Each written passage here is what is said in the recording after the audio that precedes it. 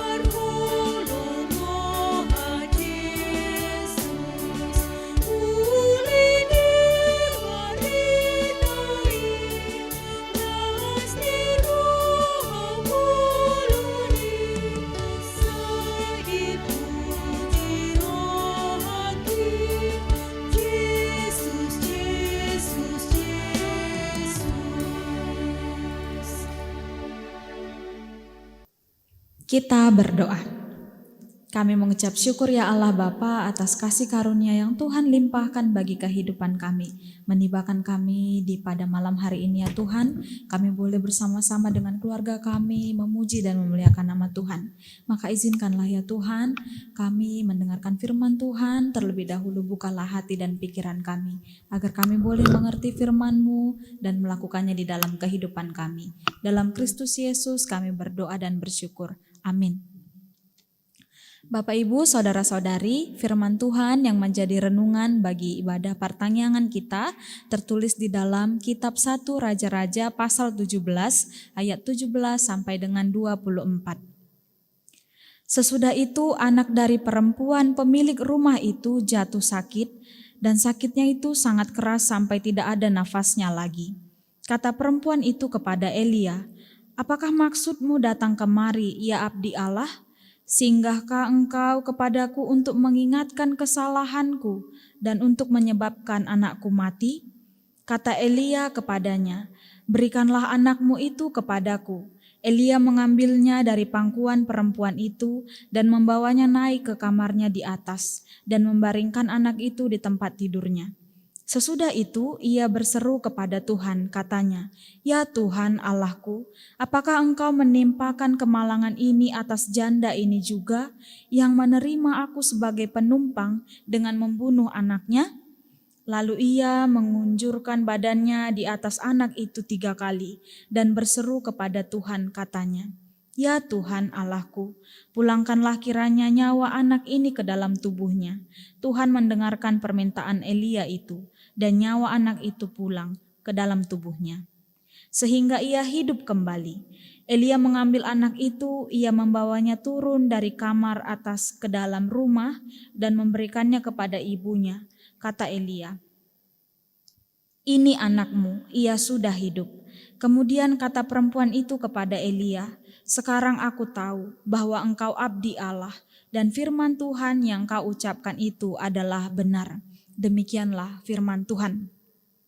Bapak, Ibu, Saudara-saudari, ketika kita merenungkan perkataan Yesus, bagi manusia hal itu tidak mungkin, tetapi bukan demikian bagi Allah. Sebab segala sesuatu adalah mungkin bagi Allah. Ketika kita menyadari perkataan Yesus ini, maka sungguh terjadilah ini bagi kehidupan orang yang percaya kepada Tuhan. Ketika Allah memberikan tugas kepada Nabi Elia untuk menyampaikan pesannya kepada Ahab, seorang raja Israel yang sangat jahat di hadapan Tuhan. Bahkan tingkah lakunya lebih jahat daripada raja-raja sebelumnya. Ia tidak hanya menyembah berhala, tapi juga membawa rakyatnya untuk menyembah berhala. Demikian kita tahu ketika seorang pemimpin sudah tidak lagi mengindahkan Tuhan di dalam hidupnya, maka dia juga bisa membawa orang-orang yang dipimpinnya, yaitu rakyatnya, untuk menyembah berhala dan melupakan Tuhan. Maka Nabi Elia ingin menyampaikan suara kenabiannya daripada Tuhan, menyampaikan kepada bangsa itu bahwa Allah akan menibakan kekeringan kepada mereka, bahwa tidak akan ada embun maupun hujan mengairi tanah mereka. Sehingga dalam perencanaan Allah itu, Allah pun mengutus Elia untuk pergi di pinggir sungai Kerit, agar dari sanalah ia dapat minum daripada kekeringan itu. Kemudian Allah juga tidak hanya berhenti memberikan kehidupan bagi Elia. Allah juga menjanjikan akan menibakan burung gagak untuk memberinya makan. Dan itu benar-benar terjadi. Maka terjadilah kekeringan itu. Elia pun boleh minum dari sungai Kerit itu. Dan juga pada pagi dan petang burung gagak itu datang dan membawa roti dan daging kepada Elia. Kita dapat melihat bagaimana Allah melalui ciptaannya boleh menunjukkan kuasanya. Dan Elia bisa menerima itu melalui kehidupannya. Ketika Allah mengutus Elia, Elia tidak berbantah dengan mengatakan, "Ah Tuhan, bagaimana aku bisa hidup? Sementara aku tidak tahu apa yang akan aku jalani. Bagaimana aku bisa menerima tugas panggilan-Mu sementara aku tidak mengetahui apa yang akan terjadi padaku di kemudian hari." Tapi Elia segera melakukan apa yang Allah katakan kepadanya tanpa ragu sedikit pun. Elia sungguh percaya ketika Allah mengutusnya, maka Allah memiliki rencana baik atas kehidupan Elia. Maka benarlah terjadi kekeringan itu, sampai air sungai itu pun juga sudah mulai mengering. Lalu Allah mengutus Elia untuk pergi ke hadapan seorang janda di Sarfat. Allah mengkehendaki janda itu untuk memberikan kebutuhan Elia selama kekeringan itu. Dan benar-benar Elia menemukan perempuan seorang janda di Sarfat itu. Melalui pertemuan itu Elia pun memberikan suatu arahan kepada perempuan itu untuk membuatkan baginya sepotong roti bundar. Lalu perempuan itu menjawab,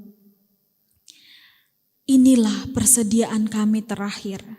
Ketika kami membuat roti bundar itu bagimu, maka aku dan anakku akan mati."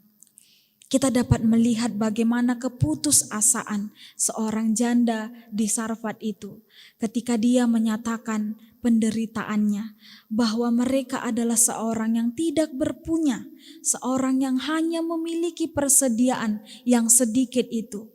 Tapi dengan kebersediaannya, dia pun mau melakukan apa yang Elia katakan kepadanya.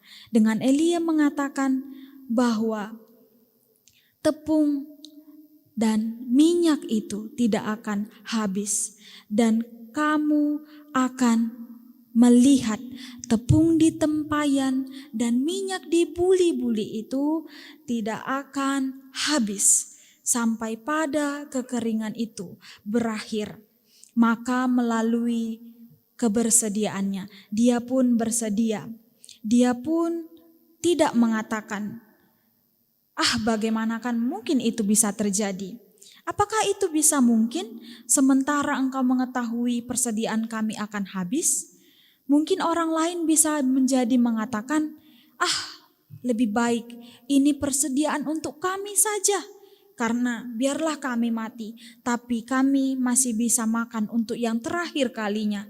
Mungkin sebagian lagi mengatakan, aku tidak mengenalmu, untuk apa aku menolongmu sementara aku pun layak ditolong.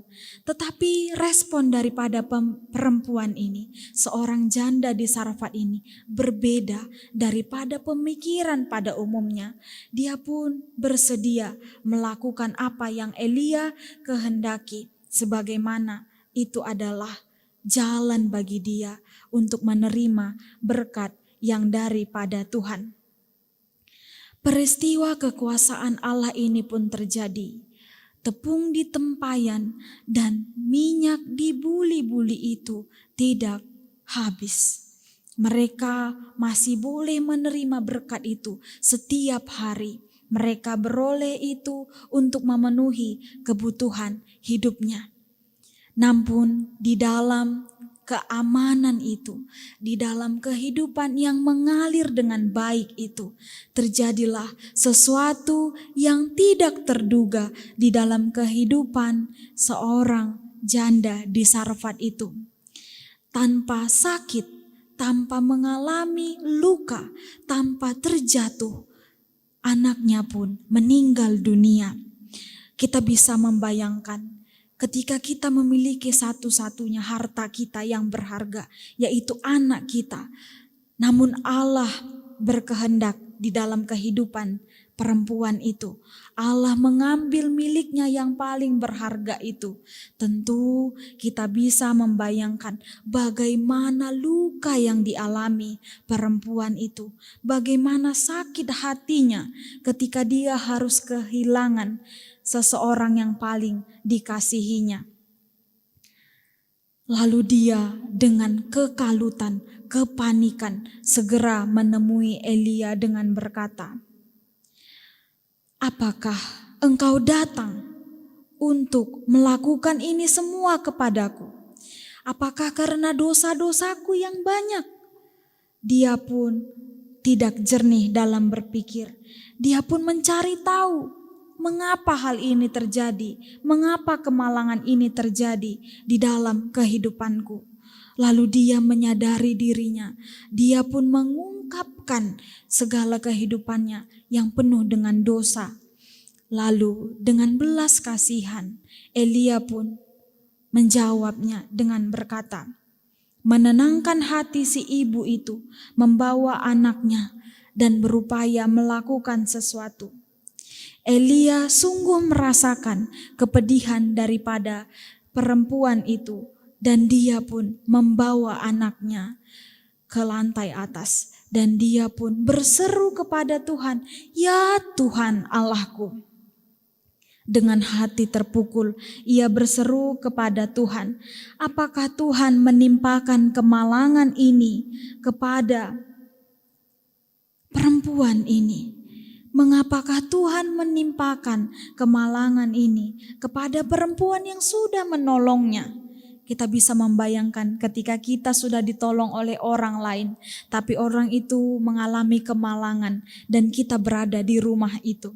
Tentu Bapak Ibu saudara-saudari sekalian, Elia tidak hanya berseru sekali, dia pun berseru untuk kemudian dia berkata, "Ya Tuhan Allahku, pulangkanlah nyawa anak ini."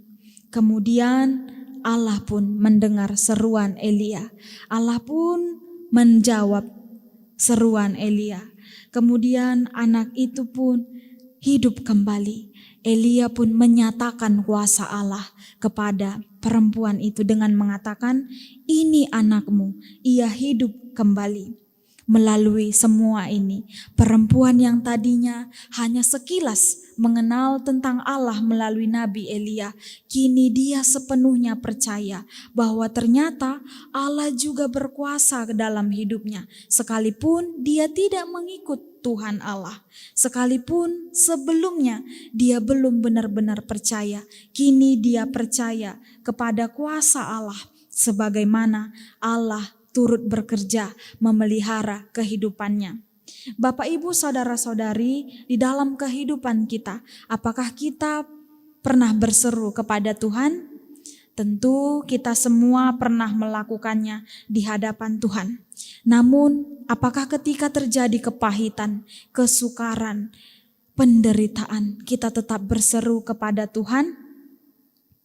Sebagaimana yang dikatakan Ayub di dalam Kitab Ayub pasal 2 ayat 10b. Apakah kita mau menerima yang baik dari Allah tetapi tidak mau menerima yang buruk? Bagaimana iman kepercayaan Ayub di hadapan Allah? Demikianlah Bapak Ibu saudara-saudari, kita menerima segala rencana Allah di dalam kehidupan kita. Ketika kita mengalami beragam penderitaan di dalam kehidupan kita, karena iman kepercayaan kita kepada Tuhan, maka marilah kita berseru ke hadapan Tuhan dengan memohon kekuatan. Marilah kita berseru kepada Tuhan dengan menyatakan, "Aku percaya kepadamu Tuhan. Hari ini, esok, sampai selama-lamanya, aku akan tetap percaya kepadamu." Namun kita mudah mengatakan, "Aku percaya kepadamu Tuhan." Namun hati kita masih sulit untuk percaya sepenuhnya. Ketika kita masih mengeluh di dalam kehidupan kita, janganlah sampai keluhan kita membuat kita melupakan Tuhan di dalam kehidupan kita. Maka biarlah kiranya segala perbuatan Tuhan di dalam kehidupan kita membuat kita semakin berubah ke dalam hal yang baik. Biarlah kiranya Allah yang telah memberikan banyak keajaiban di dalam kehidupan kita mengajak kita untuk kita juga menjadi sesuatu yang berharga bagi sesama kita. Ketika Elia masih mau mendengarkan bagaimana keluhan daripada perempuan di Sarfat itu, Apakah kita masih mau menerima keluhan saudara-saudari kita? Seketika kita menerima keluhan daripada teman-teman kita, mendengar penderitaan daripada teman-teman kita, memang tidak seketika penderitaan itu kita yang menuhuknya, tetapi kita bisa merasakan perpanjangan tangan Tuhan bisa mengalir di dalam kehidupan kita untuk menguatkan sesama kita. Maka Bapak, Ibu, Saudara-saudari sekalian, ketika kita percaya Allah turut bekerja di dalam kehidupan kita, maka Allah juga akan memberikan kita kekuatan. Allah juga akan senantiasa menuntun kita untuk menjalani perjalanan kehidupan kita melalui pertolongan tangan Tuhan. Maka biarlah kiranya segala penderitaan yang kita alami, segala kesusahan yang kita alami semakin menguatkan kita untuk membuat kita semakin menghargai Allah di dalam kehidupan kita. Kiranya Tuhan menguatkan kita melakukan yang seturut dengan firman-Nya. Amin, kita berdoa. Kami bersyukur ya Tuhan atas segala kebaikan-Mu bagi kehidupan kami. Ya Allah Bapa, kami menyadari betapa banyak karya ajaib yang Tuhan berikan bagi kami. Setiap hari selalu Tuhan menyertai kami. Tanpa sedetik pun Tuhan meninggalkan kami. Maka biarlah kiranya ya Tuhan, iman kami semakin bertumbuh. Biarlah kami semakin kuat dan tangguh di dalam iman kepercayaan untuk mengikut Engkau di dalam kehidupan kami. Kaulah kiranya ya Tuhan yang menuntun kami agar selalu percaya akan kehendak Tuhan di dalam kehidupan kami. Berkatilah kiranya ya Tuhan seluruh kehidupan kami serahkan semuanya hanya ke dalam tangan pengasihan Tuhan. Tuhanlah kiranya yang memberikan kesembuhan bagi saudara-saudari kami yang saat ini ya Tuhan terbaring lemah karena sakit penyakit. Tuhanlah yang memberikan kesembuhan. Kami juga berdoa ya Tuhan bagi saudara-saudari kami yang saat ini berada di dalam pergumulan yang berat. Tuhanlah yang menguatkan mereka. Kami juga berdoa ya Tuhan untuk seluruh pelayan Tuhan, kiranya Tuhan yang membentuk kehidupan mereka semakin dikuatkan untuk melakukan yang seturut dengan kehendak Tuhan. Kami bersyukur ya Tuhan atas segala penyertaan Tuhan. Kasihani kami ya Tuhan dalam setiap dosa yang telah kami perbuat. Ampuni kami agar kami layak di hadapan-Mu. Dalam Kristus Yesus kami berdoa dan bersyukur. Amin. Mari kita puji Tuhan dengan nyanyian buku ND nomor 443 ayat 1. Dilanjutkan dengan doa syafaat.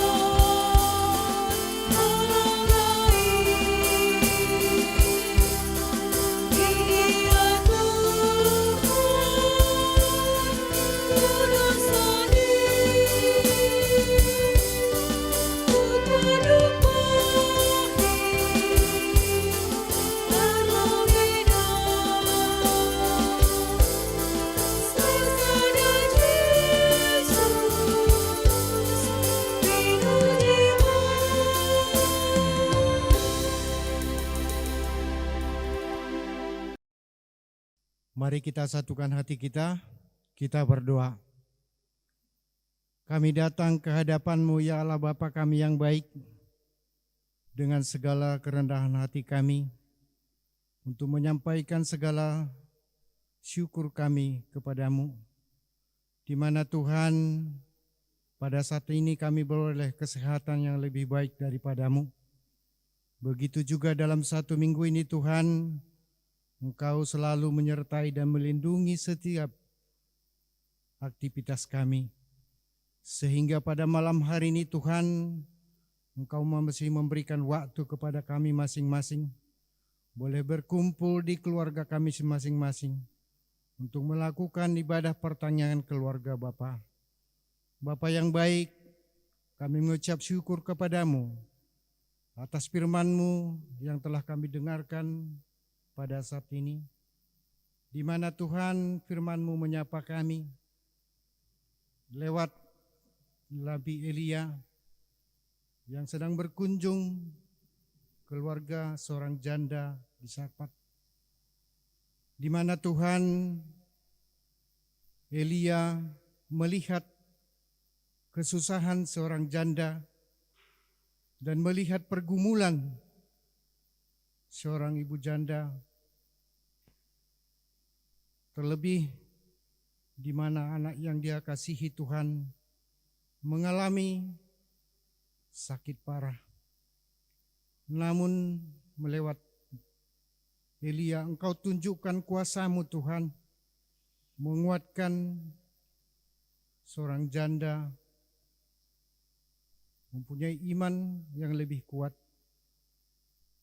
Bapa yang baik, itu juga yang sering kami alami di dalam kehidupan kami Tuhan.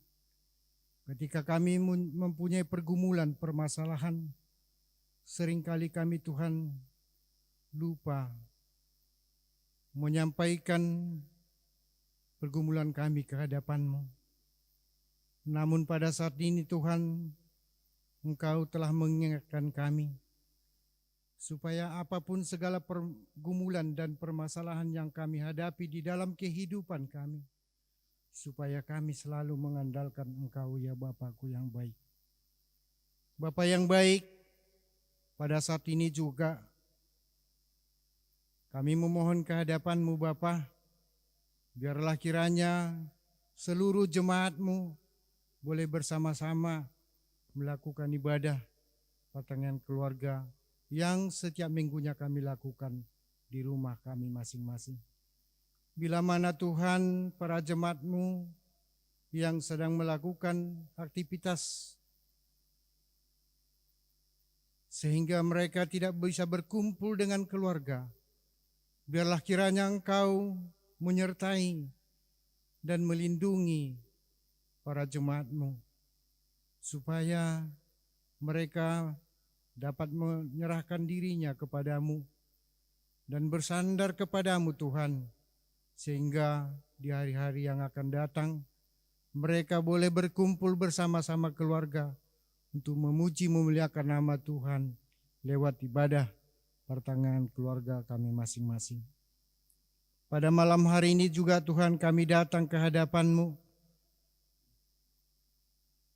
memohon bila mana Tuhan para jemaat-Mu ada mengalami penyakit parah seperti anak seorang janda yang begitu mengalami sakit parah. Kami datang ke hadapan-Mu memohon ya Bapa, supaya Engkaulah menjamah setiap tubuh para jemaat-Mu yang mengalami penyakit. Berkatilah segala obat, begitu juga para medis yang mengobati mereka, supaya mereka beroleh kesembuhan daripada-Mu ya Bapa. Bapa yang baik, kami juga memohon ke hadapan-Mu Bapa, untuk membawakan anak-anak kami yang sedang mengikuti ujian kelulusan ataupun yang sudah mengikuti ujian kelulusan. Biarlah Engkau ya Tuhan memberikan nilai yang terbaik sehingga mereka dapat melanjutkan pendidikannya ke jenjang yang lebih tinggi. Dan bagi anak-anak kami yang mau mengikuti ujian kelulusan, kiranya Tuhan beserta mereka, supaya mereka dapat mengikuti ujian yang lebih baik dan mendapatkan nilai yang baik di dalam kelulusan mereka, supaya mereka juga melanjutkan pendidikannya ke jenjang yang lebih baik lagi ya Bapa. Bapa yang baik, begitu juga anak-anak kami yang mau mengikuti ujian kenaikan kelas, kami serahkan kepadamu ya Bapa. Biarlah Engkau selalu berserta mereka, supaya mereka juga mendapatkan nilai yang baik ya Bapa.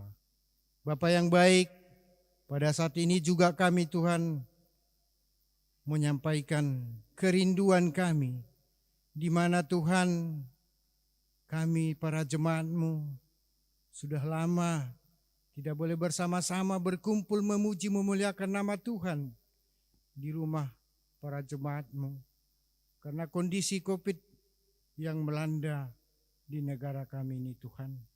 Kami rindu akan bisa berkumpul bersama-sama kembali lagi seperti mana dulu kami lakukan bersama-sama ya Bapa.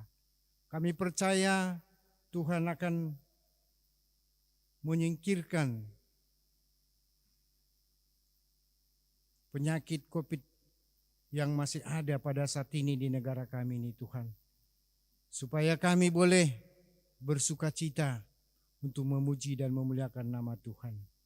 Bapa yang baik, pada saat ini juga kami datang ke hadapan-Mu Bapa, memohon para pemimpin negara kami ini Tuhan, berikanlah mereka kebijaksanaan di dalam memimpin rakyatnya, supaya kami boleh merasakan rakyat yang begitu sejahtera di dalam negara kami ini Bapa. Jauhkan kami dari segala permasalahan, terkhusus bagi jemaat-Mu yang banyak merasakan tidak begitu nyaman untuk memuji dan muliakan nama-Mu di negara kami ini Tuhan. Bapa yang baik, pada malam hari ini juga Tuhan, kami memohon ke hadapan-Mu, di mana Tuhan hamba-Mu telah menyampaikan firman-Mu di tengah-tengah kami. Urapilah para hamba-Mu Tuhan, berikan dia pengetahuan yang lebih baik lagi, supaya mereka dapat menyampaikan firman-Mu ke seluruh dunia ini, sehingga para pendengar firman-Mu banyak orang percaya dan mengucap syukur ke hadapan-Mu. Bapa yang baik, begitu juga para parhaladomu di tengah-tengah gereja-Mu Tuhan. Berikan kami satu pikiran supaya kami bersama-sama untuk memajukan jemaat-Mu dan gereja-Mu ya Bapa. Bapa yang baik, banyak lagi yang kami hendak sampaikan kepadamu, namun kami tidak bisa menurunkan satu persatu. Namun kami percaya kepadamu Tuhan, Tuhan Maha Tahu apa yang kami perlukan di dalam kehidupan kami. Biarlah kiranya Tuhan memberikan kepada kami lewat segala aktivitas kami masing-masing, sehingga kami boleh pergunakan Tuhan berkat daripadamu untuk kebutuhan di tengah-tengah keluarga kami masing-masing. Inilah doa permohonan kami pada malam hari ini Tuhan. Namun sebelumnya kami memohon ampun segala dosa dan perbuatan kami yang tidak berkenan bagimu ya Bapa. Kami mohon ampun supaya dosa-dosa kami Tuhan Engkau hapuskan, supaya tidak menghalang berkat dan karunia yang hendak Kau berikan kepada kami masing-masing. Terpujilah Engkau Bapa, kami panjatkan doa kami hanya melalui anak-Mu, Tuhan Yesus Kristus, Juru Selamat kami yang hidup. Amin. Kita bernyanyi dari buku ND nomor 758 ayat 1, ayat 2 dan 2, kita mengumpulkan persembahan.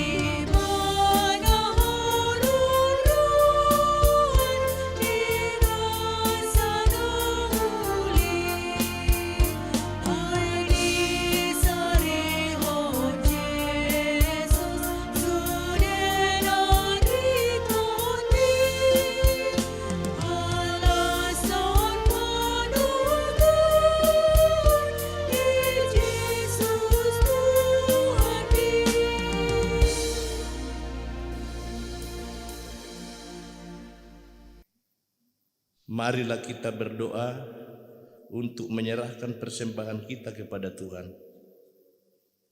Ya Allah Bapa kami yang di sorga, kami mengaku bahwa Tuhan adalah sumber dari segala karunia yang melimpah dalam kehidupan kami masing-masing. Sebahagian daripada karunia itu kami serahkan kembali sebagai persembahan kepada Tuhan. Terimalah dan berkatilah persembahan umat-Mu ini, agar dapat kami pergunakan untuk pekerjaan dan pelayanan kerajaan Tuhan di dunia ini.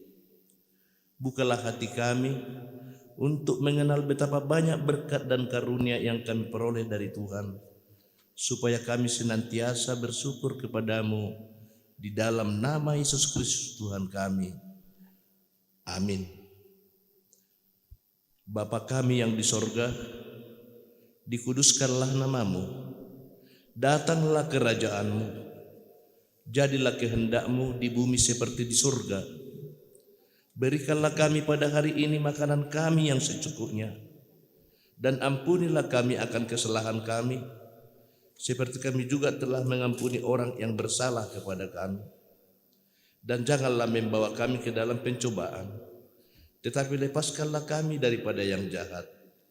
Karena Engkaulah yang punya kerajaan dan kekuasaan dan kemuliaan sampai selama-lamanya. Amin. Anugerah Yesus Kristus dan kasih setia Allah Bapa dan persekutuan Roh Kudus kiranya menyertai kita hari ini sampai selama-lamanya. Amin.